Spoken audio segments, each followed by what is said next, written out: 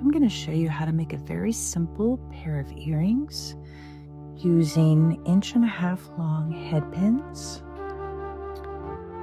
I am using some cut crystal beads and little spacers there. And the first bend, you want to use your needle nose pliers and always hold it at the same location. That way your earrings are going to be matching.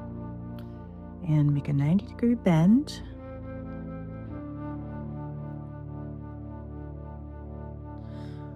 Then take your round nose pliers, and I have mine marked where I'm going to make all of my loops so that they are the same size. Flip them around, and then bend it back until you have a perfect 90 degrees. Okay. And then using your flat nose or whatever pliers, I like the flat nose because it's a wider grip. Hold on to the eye with the end facing away from you. That way, when you coil this around the shank, it won't make your eye smaller.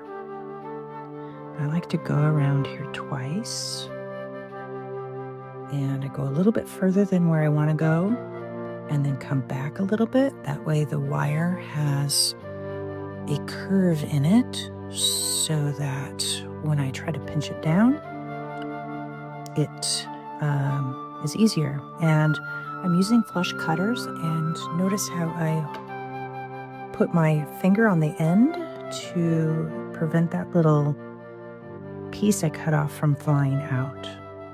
Okay, and now, because I have a hard time gripping things, I am going to use the needle nose or the chain nose pliers to hold that and pinch that little end down. Be careful not to pinch the bead. Make sure that it's nice and smooth. Check it to make sure that it's straight, because you won't be able to straighten it after you put it on the ear wire.